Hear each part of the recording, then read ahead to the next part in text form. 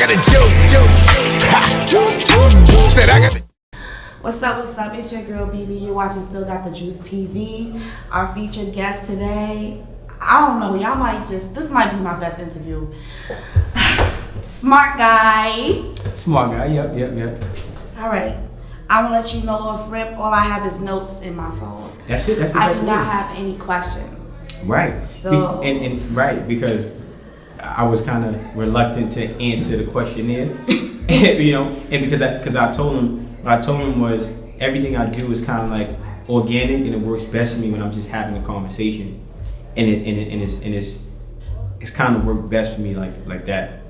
I like to base things off curiosity. So I'm Okay. naturally curious about you, but I'm also naturally very intimidated by you. It's all good. Because I'm not intimidated in a bad way, but I'm starting to get the confirmation that you challenge me.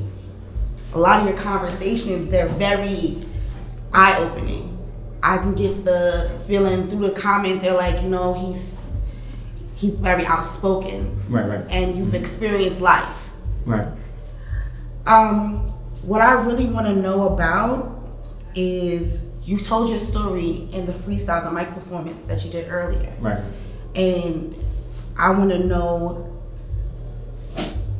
are you going to therapy for the things that you've been through? No. I'm not even saying it in a funny way. No, people. So, my therapy was God, right? And I've healed from that trauma, right? But the story, because it's my story, right? There's emotion behind it, right? There's emotion. There's pain. There's feelings, right? And a lot of people, I think, were so desensitized because of social media, music, movies. We're desensitized. So when you hear like some real raw shit, it's like, whoa, wait a minute, are you okay? No, I'm fine. And the reason why I'm fine is because of God and my relationship with God, and my strength comes from God. I didn't have a mother, I didn't have a father, I didn't have any family to go to. I've been in and out of jail, been in the system, group homes, prison, and how I found healing and how that therapy came was just a lot of prayer. And there were things that I went through, like one of those things was being in Southport Box. So I'm in Southport Box, and that's like when you go to prison, that's like if you cut somebody or you get into a fight, you stab somebody, they send you to the hole, right? And I'm in the hole. I cut somebody. I'm doing a little over a year in the hole, and I'm going through it. I'm going crazy. And at that point, I had gave up on life. I had gave up. Like I say all the time, the devil won. He had beat me, but God had a greater plan for me, and it was a resilience that God gifted me. It was a level of intuition and discernment that God gifted me, right? This is why in scripture it says, never put your faith in man, put your faith in God. Absolutely. Right? So who's greater, a therapist or God? Who's greater, a hospital or God? Who's greater, AA or God? I used to smoke weed. I was 12 years old, an alcoholic. I was an alcoholic at 12 years old. Okay, I'm drinking Devil Spring, Hennessy. I'm talking about drinking, and I got a high tolerance, right? And God removed the desire out of me to get high, to smoke, to drink. God removed that desire out of me. So when you go to when you committing crimes young, it's this thing where you gotta lie and say, hey, I used to do drugs. I used to sniff cocaine, and I used to, I'm addicted. So you get less of time and they put you in a drug program. Wow. So this is how they get kids, right, in the system early. So say, if you don't want to do some time, just tell the judge you were getting high and you robbed that person because you was getting high. I never sniffed coke, but I lied and said it, and now I'm in a drug program instead of getting 3 years for an assault. And then now I'm in a drug program, and then they trying to say they're trying to get you to believe that you're an addict for the rest of your life, right? And they say addiction is forever. Yeah. I didn't believe that bullshit. I haven't smoked weed or drunk. I can't even remember last time I smoked or drunk at all. And the reason why is because God removed the desire out of me. So if you have trauma, if you have things, you have pain, you have real pain and issues that you go to God and be intentional and exact, right? And you say, if you got a problem with your elbow, you're not gonna go to God and say, hey, my knee's hurting. Yeah. If you got a headache, you're not gonna go to God and say, I have a fever. You gotta go to God with exactly what that issue is, and then you'll find that healing from God. That's what I did. Yeah. The reason why I asked you about therapy, because our stories are a little similar, of course. Like, I didn't have the same mother or father that you had, Right. but I grew up in my mother was Jamaican and my father was in and out of jail. You know, being Jamaican, she was never home. Right, so right. I had parents, but they weren't present. Right, so right. I had to raise myself. And again, people, there's this, a lot of people don't understand, right? This, a woman can't raise a child alone, right? A father can't raise a child alone. You can maintain a child, right? So you provide roof, food, and shelter. Yep. I had two parents. You had two parents. What you know about pain? You had two parents. What you know about abandonment issues? You had two parents. What you know about abuse? No, your mother might have been maintaining you, but she wasn't raising you. Absolutely. Your father's in jail. Your mother's not around. She's Jamaican. She's probably working 3 jobs. She's hustling, right? She's maintaining you, but she's not raising you. Absolutely. You need both parents in the home to actually raise the child. But yeah, go ahead. Yeah, I was saying that I agree with that completely. And what I was saying was, I'm in therapy, and I also used to work in a rehab. Right. A lot of things are faith-based. So you're saying like, oh, you know, you can still go to God. I know in the rehab, they give a serenity prayer. Yeah. So it's like everything goes right back to God anyway. But the serenity prayer is indirectly inserting man as a catalyst between you and God. Okay. They're giving you a middleman. I don't need your serenity prayer. I'm gonna go to the Bible. I don't need your serenity prayer. I'm gonna go to the Quran. It's filled. Proverbs is filled with serenity prayers.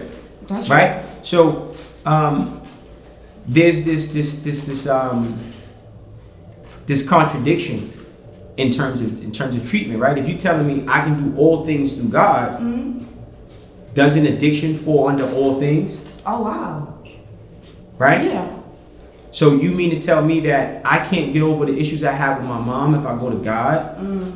No, I did because I went to God.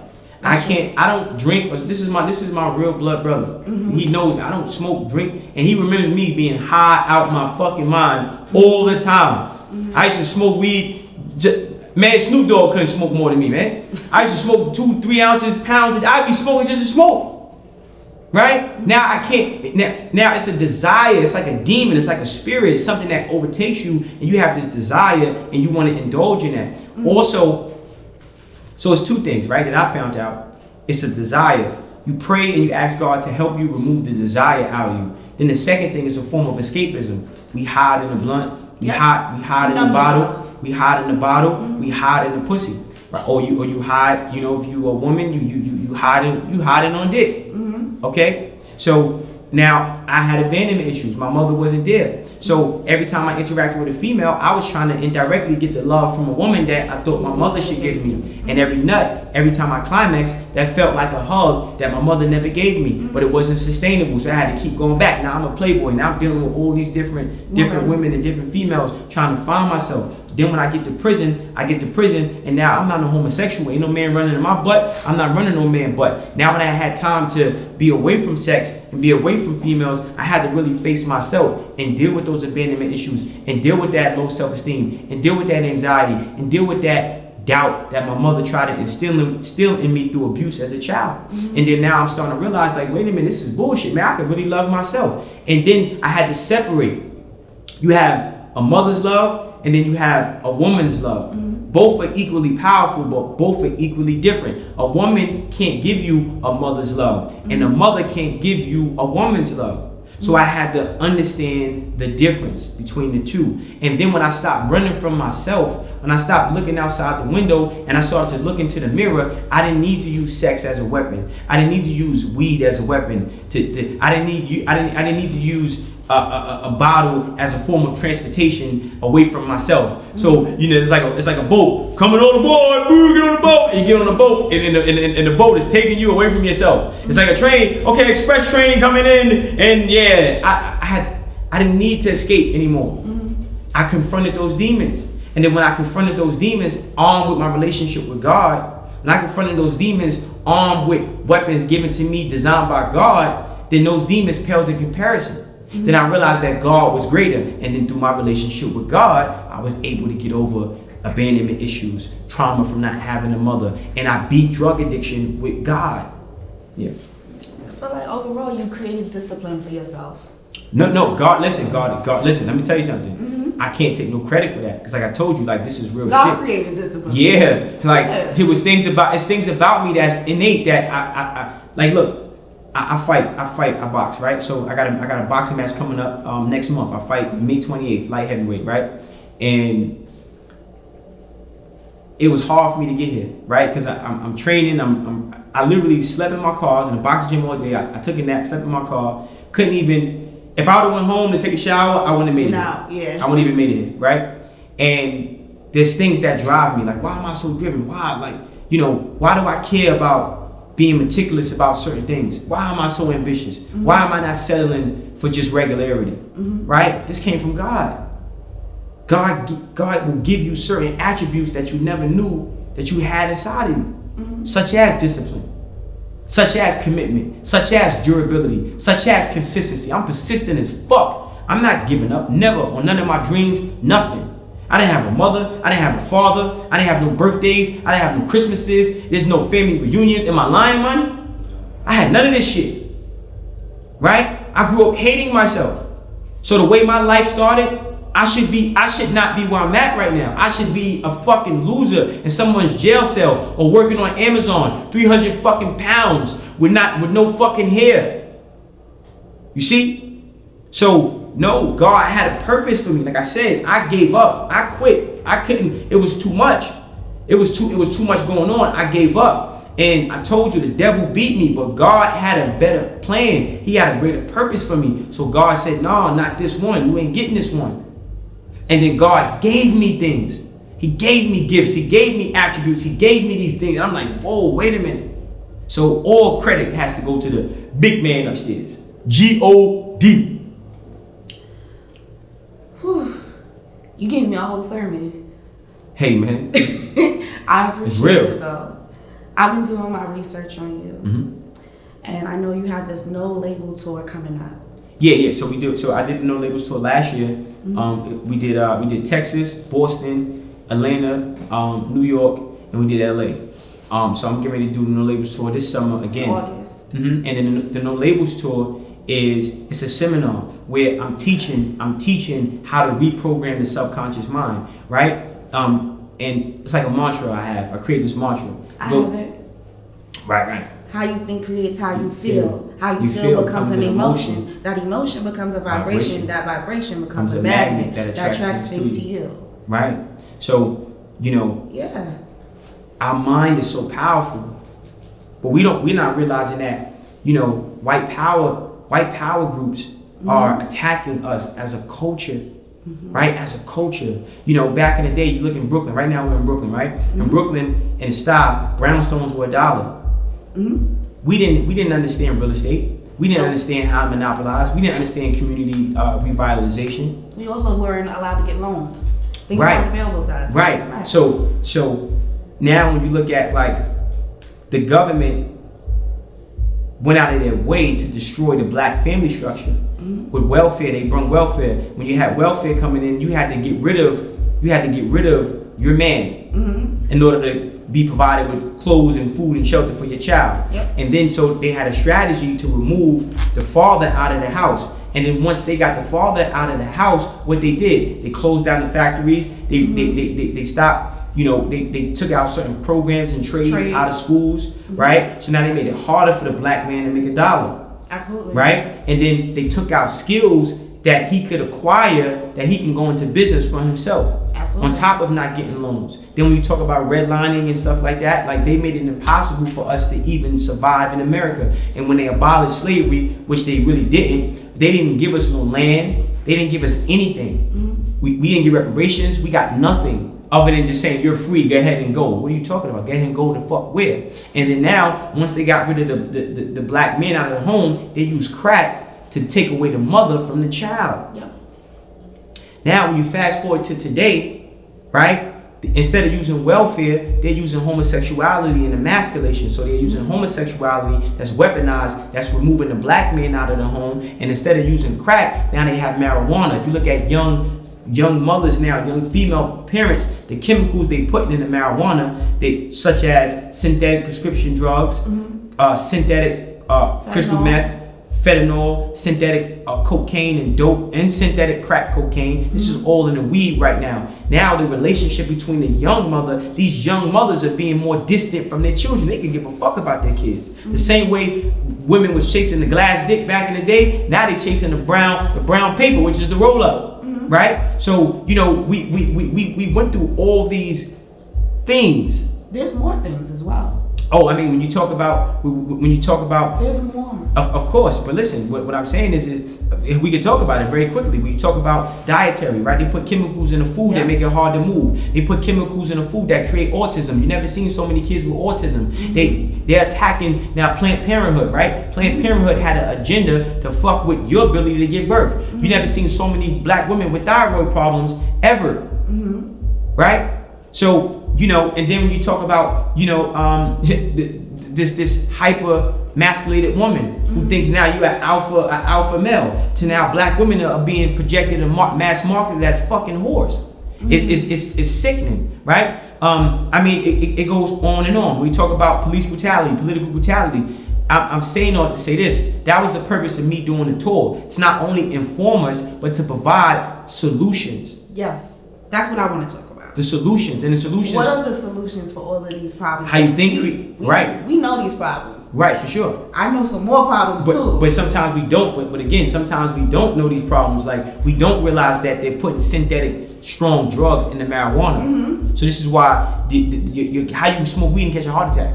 Doesn't make any sense, right? So if we can inform, why you think back in the day it was a liquor store on every corner, right? Yeah. Now what's on every corner? It's a smoke shop. Smoke shop. Absolutely. See how they doing it, right? So the systematic racism is being commercialized, and there's a couture version of systemic racism now. Yeah. It's fly. The Klan has drip. Instead of the Ku Klux Klan now don't wear white sheets. They're wearing designer. They're wearing designer. They're wearing Balenciaga, right? Walking down the runway, right? The cotton fields, right? So, you know, the first step is being knowledgeable. You gotta have knowledge. You gotta understand that this is not the time to play. Awareness is there because we got people like you, and we have a platform like this that we're conforming our whole regular routine to make sure that people are aware. So the knowledge is there. No, listen, no. I'm one of the. So for me, I'll be honest with you. I'm one of the few, right? And we're so the tour is helping me expand that mindset. Okay. Share that mindset and expand that mindset. Okay. So now when you talk about solutions, first thing in terms of solutions is mindset. You have to change your mindset. You have to have affirmations. So you have to understand neuroscience. Your brain produces neuromelanin. How does our brains work? Okay. How are we being attacked? Right. And then when you change how you think and you start to change your mindset, now you have to set goals and deadlines for yourself. Financial goals, financial deadlines. So on the tour, this is what you know, we go over in detail in a more elongated form. So we gotta buy a ticket. Let's make sure we gotta buy a ticket. No, I mean, I don't want you to get everything. No. I mean, it's like it would be literally impossible for me to give everything because it's 3 hours, right? It's a 3-hour seminar. So, but the purpose for me doing it is not to make money. It's to grow our culture, right? Like, I'm a good-looking guy. I speak well. I'm talented. I don't need to make money waking up black people. I would make more money keeping you motherfuckers asleep. That's true. Trust me, right? So, and the reason why I said I'm one of the few is because I don't compromise. I'm not selling my soul. I'm not doing this. I'm not doing this. I'm not doing this. I'm not doing none of that goofy shit. And I publicly denounce that bullshit. Yeah. Right? And I speak against it. right? So I'm not a part of no fraternity. I'm not a part of no brotherhood. I'm not a part of no group. I'm not a part of no boule, no Illuminati. I'm not part of none of this weirdo. I'm not a Mason. I'm not with none of that corny shit. You can't cut me a check to ever do anything other than work with God. Period. And that's what makes me different. And what also makes me different is I've been running this fucking marathon for over 10 fucking years without conforming. I lost my record deal because I refused to do any type of weird shit. I lost my management deal because I refused to talk about self-hate shit and weird shit. And if I see skulls, I see bones, I'm asking fucking questions. I don't fuck with none of that weird shit. Okay? I don't support LGBTQ. I don't believe in homosexuality. I don't support homosexuality. A black man should be with a black woman, and a black woman should be with a black man. I don't support gang culture. I'm not spinning no blocks. I'm not drilling shit. Okay? So again, I don't embrace demoralizing content. I don't promote content that puts us in lower vibrational positions. And there's no check you can give me to do that. I love black people. And that's, I love black people, period. So yeah, so that's the purpose of the tour, right? Like, and then showing people, content creators, we're in the times of David and Goliath right now. Technology is the slingshot, it's the great equalizer. But the rock inside the slingshot is a collaboration. We gotta learn how to monetize this shit, how to build, we gotta learn how to monetize this shit. We gotta learn how to build. We gotta learn the value. Like, look, bro, you do cameras. Learn how the camera work. Open the shit up. Buy you a cheap camera, open the camera, go to B&H, start asking fucking questions. How can we build our own Canon series? How can we build our own Sony series? We don't produce shit. That's true. Right? Because we don't understand how to produce things. It's not our fault because we've been taught not to. See? So now when you have a conversation about that, and then you can inspire young minds to do things differently, to learn new skills, to build new businesses, to create industries, to produce, then now we can change our whole fucking culture, right? And that's what we're doing on this tour, really informing. And it ain't no watered down, I don't fuck with the white man shit. It ain't, I promise you, my shit is really do for self. Yeah. And this is the second year you're doing this, correct? Yeah. I did 2003, now we're going to 2024. And we're going to keep this shit going. I'm curious, you brought up that women are hyper masculine. Yeah, but that's by design, right? So you got to understand the greatest soldier in the white man's army is the black woman. You said the black woman is a pawn. I remember you had said that. Yeah. I want to know, basically, what's the resolution for that? Well, the black woman has to stop being a bullet in the white man's gun. She has to understand that she's been weaponized, and she has to understand that, she's been used. Why? Because you give birth. Your birth canal is why is what they're focused on, right? So if we can get your mind poisoned, you're gonna destroy the whole shit, even yourself, right? Because you're gonna raise your boys to be nothing. You're gonna raise your girls to be either whores or think they men, and you're not gonna have a man. So. Y'all done. I killed the whole family, right? So I think, and again, I don't hate black women. I'm just not attacking black women. It's just that when you study the psychological approach to slavery, and you understand the positioning that the black woman was placed in, that's why I wanted to get to destroy us all. Then you have to understand that you're being used to destroy me and to destroy yourself, to destroy us. So you have to study, well, what is the Willie Lynch letter, right? Why is it important for you in terms of for white supremacist group for you to hate your man? The black man is the only man on this planet who gets publicly disrespected by his woman. I think it's both ways. Yeah, but I feel like it's both ways. But what I'm saying is black men don't broadcast black women ain't shit. We don't broadcast that we don't need y'all. Well, we don't broadcast. And again, look, it's not a. So I'm saying. I'm not combating with you. It's a collection of thoughts. I'm gonna let you go. But that happens. But it always happens that way because black women are not conditioned to take accountability. It's hard for them to take accountability. Like black men don't run around saying, "Yo, we don't." In our groups, we don't need them. We good over here.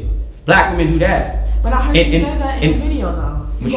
In a video, you go, "I don't need you." No, see, you're listening to be defensive. No. I don't need a black woman that don't need me. That's what I want to hear. I don't need you. You sitting there talking about you hate me. What I said was, and people always take what I'm saying out of context because I always pull strings. I strike a chord. Okay. And that's real. You think I'm gonna be sitting with some woman who don't value me, don't respect me, ain't trying. I don't need you. You shouldn't. Fuck, I need you for. You ain't gonna sit because you got a fake ass and plastic in your titties because you got some pussy. You think I'm supposed to lay down and die and fuck you. You can keep it moving. You shouldn't. I'm a god. I know my worth. I know my value.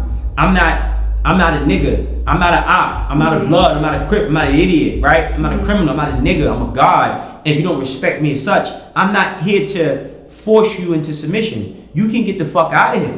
Listen, most women don't have to be forced. No, what I'm saying is this. I'm talking about, I speak to black men. I'm not an emasculated man. I'm not a beta. I'm an alpha. And there's only one alpha. See? An alpha female doesn't even exist. And the reason why black women, and it's different categories, right? Like the narcissistic black woman, it can be compartmentalized. So, you have the first one who has been pulled into the white woman's liberation. Black men never had enough power in America to oppress anybody, let alone our women. Black men in America have never oppressed black women. Never. White men have oppressed everybody in America. So white women got fed up with that shit and created a feminist movement, right? And then what they did was they pulled black women. Feminism doesn't protect black women. But listen what I'm saying. But that wasn't the sell though. We're not talking about emotion. We're talking about what actually happened. No, we're talking about actually happened. They were allowed to vote. We weren't allowed to vote after that. Listen what I'm saying though. I mean, you had black women fighting the white woman's battle. You had black women thinking they're feminists. The mere claiming of that title was wrong. It's so wrong. I'm saying you're black. I'm just telling you, like when we talk about like why, right? It's my perspective, right? Black women have been pulled into the white woman's liberations movement and against men and against black men. So the point I was saying is black men never had enough power in America to oppress black women. So why would you need to get away from me or be free from me? And when black men did have a power structure, when you did have Black Wall Street, when we did have factory jobs, we took care of our homes. Black men were the head of their household. They were respected, loved. They married black women. They wasn't dealing with no white bitches. We loved our women because it's in black men's nature to be a provider, protector, a maintainer. But the black woman is sustainer. But listen, that's not the only form of provision. See, black men were also leaders. Yes. Right? We also provide fulfillment. We also provide discipline for the child. Right? You think because you pay and this is the problem with women having kids. You think because you pay for shit. You're not raising that child. You're just maintaining that child. To raise a child, you need a collective coalition of masculine and feminine energy. And the masculine energy has to come from a man, not a fucking stud. And the feminine energy has to come from a woman, not a beta man. Not a man thinking he's a woman and a woman thinking she's a fucking man. You see? So, I'm saying all that to say this. This is why my tour, this is why my seminars, this is why my content is so important, because I'm saving a generation. And to go back on point about, the black woman, how can she change that? You have to hold yourself accountable. Take accountability for how you've been utilized to destroy the black man, to destroy the black family structure. It doesn't mean that you wanted to do that, right? But you're being used as a tool. Yeah, so. I think it goes both ways. You can feel that way. Yeah, because I can't. It doesn't go both ways. I don't bear children. Now look. No, I'm not saying that. When you take accountability, hold on. When you take accountability, see, and black women, they take accountability is hard. What I'm saying is you have to. This is a fact. You were attacked. They realized. It's a guy named Willie Lynch. They realized if we do this, welfare didn't benefit me. It benefited you. We got black men in here, like fresher. I mean, let's be real. It's not easy for us to. Let me tell you something. They gave us felonies. You know how hard it is for a black man to get money in America? You know how hard it is to get a job, credit, all types of this shit. They made it hard for us. They made it easy for y'all to shift the power structure. And they made you value money over me. So you're not even submissive if I don't got a check. So if I ain't getting no money, spending no money, you're not submissive. You don't even know what the fuck submission means. Submission means to be in agreement. So you're not even in agreement with me at all, and you're disagreeable all the fucking time if I ain't got no money. And if I do got money, you listen, that makes you a whore, it makes you a prostitute, because your listen is on a contingency of me having money. And when I run out of money, guess what? You run out of listening and being receptive. This is what we going through. Black men can't run up in the spot and get shit. They make it hard for us. It's by design, so it's not your fault, it's not my fault. I'm not blaming. I had to understand. Okay, how do we fix our culture? And when black women start speaking up for black men publicly, ain't nothing gonna be able to stop us. Because now the world gotta respect us. You don't turn on the TV and see the white woman talking about, yo, yeah, white man ain't this, he ain't that. They accept the white man as the fucking authority, leader of their household. Same thing with the Chinese, same thing with the Indian. We are the only race where our women think they wanna be men. And so it's a tough pill to swallow, but it's the reality. Now most black women, and let me tell you something, Queen. If you want to have a man, and let me touch on two more topics, right? You're not gonna have a man until you know how to be a woman. Absolutely. And it ain't when it fits your scenario. Happy wife, happy life. That's bullshit. It's happy spouse, happy house. Ain't no happy spouse, happy house. Happy man is God's plan. So until you have to, so see, black women don't understand that. This is why it is the way it is. And the reason why you don't understand that is because you've been conditioned not to understand that. And when you understand the type of conditioning you've been placed under to maintain that white power structure, then shit is gonna change. And then when you can hold yourself accountable and you stop using your resources as a way to tear me down and your resources as a way to empower us, then it's gonna change. Oh, I got a car, I got a credit card, I got this, I got that. Nigga, fuck out of here. Now, if you take that same power the white man gave you and say, look, baby, I'm putting all this behind you. I'm betting the house on you, baby. I'm putting everything behind you. The white man gave me some gas money to drive away from you, but I'm going to give you that gas money and put in your car so we can drive away together in the fucking sunset. Then it's going to change. Is there any accountability about the misogynistic ways in hip-hop? See, again, of course, but you got to understand. See, when you talk about hip hop, right? We don't own media. We don't. You're right. We don't cut checks. We don't have distribution. Do you know about Vivendi? Do you know about Viacom? Do you know about Valor? Because Valor owns Viacom. Pardon me. Valor owns Vivendi. Vivendi owns Viacom. These are umbrella companies that we don't even. These are French motherfuckers that we don't even control shit. This is why they make us make this type of a music. That's why they want you to have a Sexy Red instead of a Lauryn Hill. And they want you to have a trap star, or a Lil Durk, as opposed to a fucking Tupac or DMX, right? Or a New Common, right? Like, so because they're attacking us through media, through content, they're attacking us. And we don't own the platforms that the content lives on, so we can't control it. In order for us to control it, we have to have ownership. This is why I said no labels. Yeah. This is why I said no labels to it, right? And then when you look at artists, and I'm gonna say this publicly, this is the only reason I even did this shit is because I believe in what Fresh is doing. I'm past the point of needing to do this type of shit. That's why I didn't fill out you got a bio. I got none of that shit. That was created by the white, that whole concept of bio and all that. And my bio is my work, man, and it speaks for itself. I came in because I believe in what you're doing, bro. And I wanted to have that conversation to try to inform you, like, look, man, we do it like this, we can win, but we gotta win without them. I agree. You understand? So I definitely, and I don't support drill, because drill means kill. I don't got no ops. I don't make drill music. I'm not spinning blocks. If I spin a block, I'm trying to find a park spot. Hopefully I don't catch a fucking ticket. You know what I mean? So in order for us to have true accountability and censorship, we have to have ownership. No ownership, no power. No power, no change. You see? And again, when black women need to understand that you don't love us enough. You don't love us enough. You don't love us enough. Because if you did, you would see a bunch of brothers. Yo, I be driving by laughing, right? I be riding by, right, Fresh? And I be looking in the cars. I see a nice car, and I see the brother sitting in the passenger side, leaning back. You ever see that? Leaning back, right? And you sitting, and the brothers got keys to the crib, but the crib ain't his. The girl got the credit cards. They got everything, but it's harder for why we don't have it.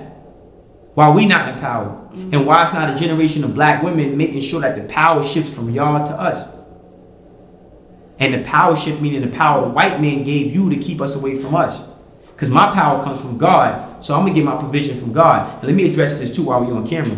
The black man is the head of the household. Point blank period. So that buy shit I was talking about, if you're not on my program, then buy. Get the fuck out of there. I'm cool. I'm out. What you got, black women got to stop thinking because you got a car, credit card, and a house. You ain't got to listen to your man. That's materialistic things. So this is the reality though. That's a materialistic thing that you can't die with anyways. Yeah. A black man is always going to be head of the house because he leads with dominion. When you lead with dominion, you speak with that confidence that you took.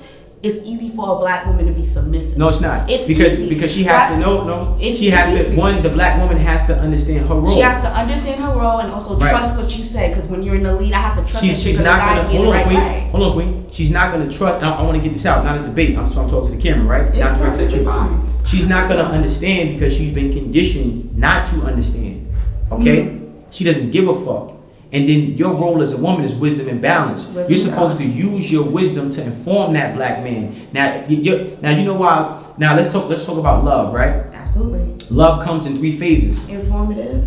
Yeah. Unconditional. You've been paying attention. Tough love. Right. So what I'm saying is right. So now, if she doesn't understand what the informative love is about, now her informative love, she's informing that black man to get his provision from God, because through that provision, she's reminding him of his purpose from God. Right. Now that purpose, now he gets empowered through the provision of God. Now he can get the finances through the provision from God to be a provider. Absolutely. Right? So now he's empowered through you informing him. That's the first phase of love. The second phase of love is unconditional. But in order to be unconditional, you have to use what? Your wisdom. Discernment, but also your wisdom, right? Correct. Through your wisdom and your discernment, you're discerning what's coming into your life. But your wisdom is also like, okay, well, you understand his plight. You have empathy. You have patience. That's the unconditional love. That comes with trust. But at the end of the day, to trust him is to trust yourself, because people only come into your life as reflections of energy of you. How you think creates how you feel. How you feel becomes an emotion. That emotion becomes a vibration. Right? So that man ain't shit, then you must be ain't shit because you're attracting who you are. But you're not taking accountability for what you bring into you. You feel me? So next point, right, is the last point, which is tough love, which is the last. But black women have been conditioned to lead with tough love first. So motherfucker like, I'm out, I'm cool, it's too much. You sound too much like me. You got too much bass in your voice, mama. Yeah. I appreciate this teaser of the tour. I'm definitely going to support and pull up as one of the women. I wanted this conversation just so you can kind of get the idea that I respect what you say. You surprised me with the understanding.